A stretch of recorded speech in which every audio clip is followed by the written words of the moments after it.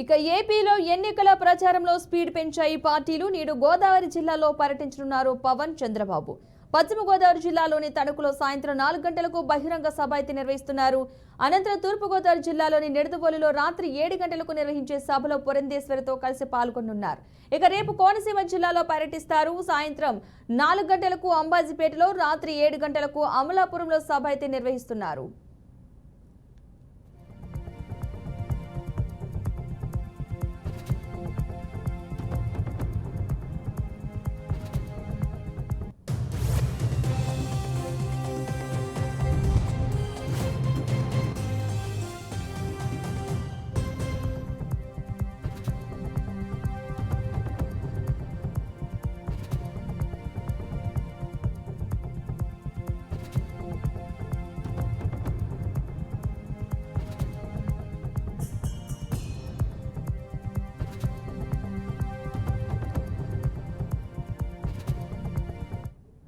ఇక నేడు గోదావరి జిల్లాలో పర్యటించనున్నారు పవన్ చంద్రబాబు. పశ్చిమ గోదావరిలోని తణుకులో సాయంత్రం 4 గంటలకు బహిరంగ సభ అయితే నిర్వహిస్తారు. అనంతరం తూర్పు గోదావరి నిడదవోలులో రాత్రి 7 గంటలకైతే సభ నిర్వహించే అవకాశం ఉన్నట్లుగా తెలుస్తోంది. ఇక ఈ సభలో పురంధేశ్వరితో కలిసి సభనైతే నిర్వహిస్తున్నారు. ఇదే అంశానికి సంబంధించిన పూర్తి సమాచారాన్ని మా ప్రతినిధి బ్రహ్మం అందిస్తారు. బ్రహ్మం, ఈ పర్యటనకు సంబంధించిన అప్డేట్స్ ఏంటి?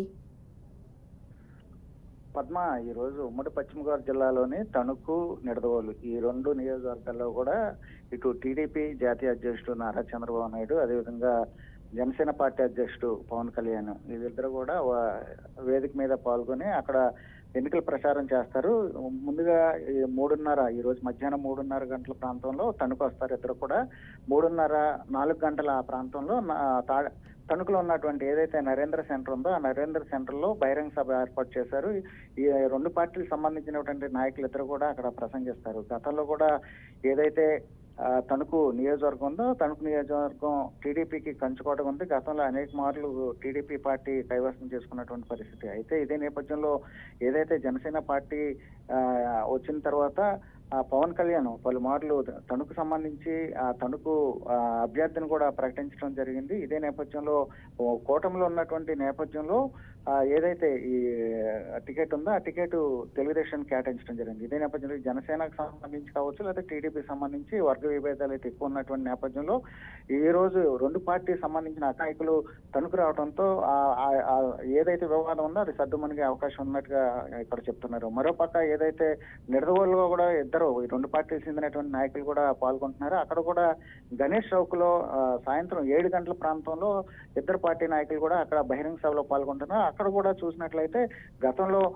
టీడీపీ పార్టీ సంబంధించి బురుగుమిల్లి శేషారావు మాజీ ఎమ్మెల్యేగా పనిచేశారు. ఆయన కూడా టికెట్ ఆశించి భంగపడ్డారు. రాజమండ్రి రూరల్ ప్రాంతంలో ఉన్నటువంటి కందులు దుర్గేష్ని తీసుకొచ్చి నిడదవోలు టికెట్ ఇవ్వడం జరిగింది జనసేన పార్టీ నుంచి.